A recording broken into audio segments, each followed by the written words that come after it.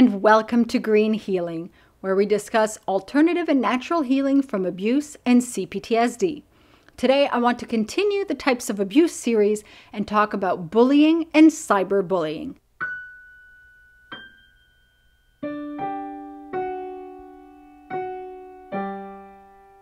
As a small disclaimer, if you've experienced this form of abuse, I go into details for these forms of abuse, and so it might be triggering for some of you. Bullying is when another is aggressive or intimidating towards another person, usually younger or smaller than them, but not always. And typically a bully was in the past either abused or bullied, and in order to feel okay, they hurt others. This does not justify or excuse their harmful behavior. It only explains it. Bullying is also repeated over time.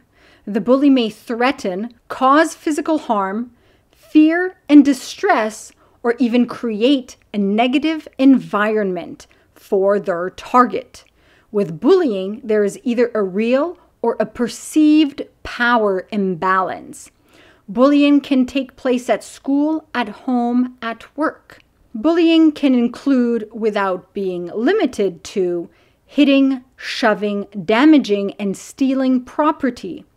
This is physical bullying. Verbal bullying includes name-calling, mocking, making sexist, racist, or homophobic comments. As a side note, oftentimes, especially with young teens, there will be some sort of banter, making fun of certain aspects of the other person, jokes about them or their families, the typical mom jokes, that kind of thing. While the line is not always well defined between banter and bullying, usually as long as the humor is light and the one dishing can also take it, the line between healthy banter and bullying might get blurred. Banter can fall awfully close, though, at times.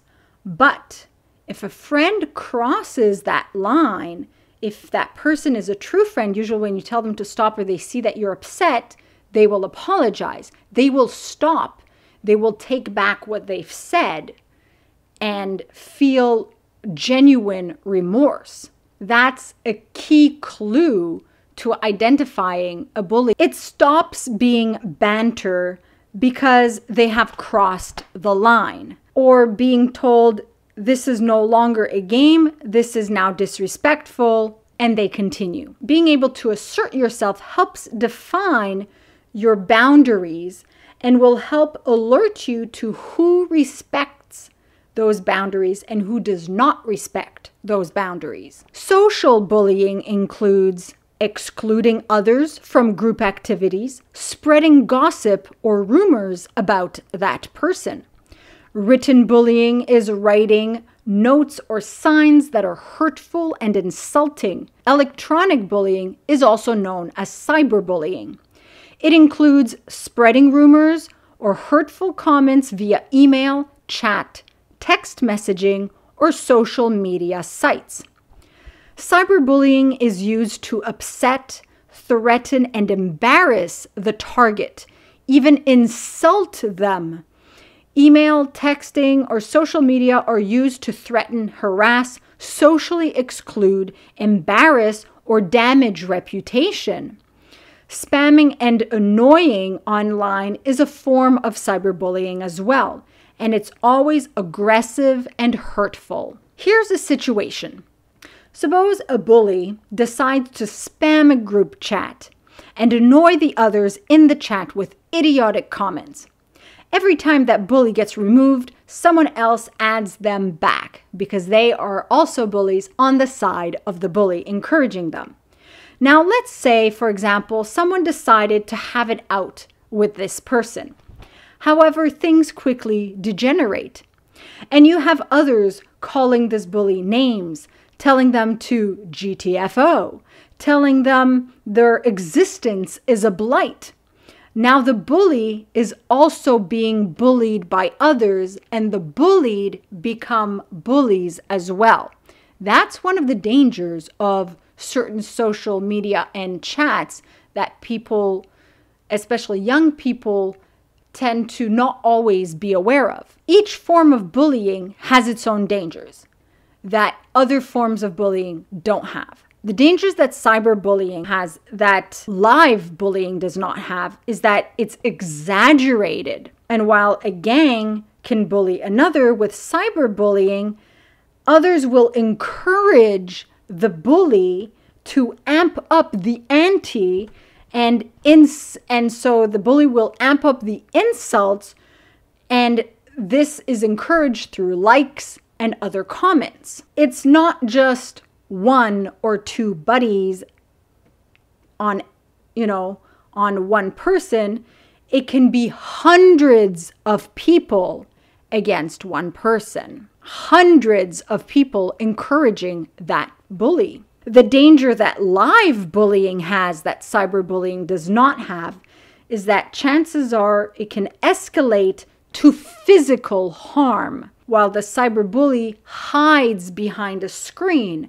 So there are less chances that a cyberbully will become physically harmful, especially if that person is on the other side of the planet. But with a face-to-face, there is that risk that things will get physical. Both cause great emotional and psychological trauma and are not okay. A lot of young people are afraid to rat out the bully for fear the situation will get worse. They don't want to be the one ratting them out. But there is a difference between tattling and telling. You're not just saying, "She pushed me," to get that person into trouble. When you're telling that you or someone else is being bullied, it's because you're seeking help. You tell when you're right to be safe, or someone else's right to be safe is being threatened or violated. I would like to close this episode of Green Healing with narrating another capsule of Healing Through Humor that I wrote several years ago. Capsule 13, Walking It Off. Me, that's it. I've had it. I'm going. Don't follow me. Storms off at a rapid pace. Later, me, all of a sudden low energy, dizzy, manages to slowly walk home, enters the house. Husband, are you feeling any better? Me, yes, but I don't have any energy left. Husband, that's okay. Me, is it? Husband, yes. Me, okay, but why didn't you come after me? So I hope this has helped some of you. Like this video if it has helped you. Share it with anyone you feel will benefit from this. And as always, empower yourself and be emotionally free.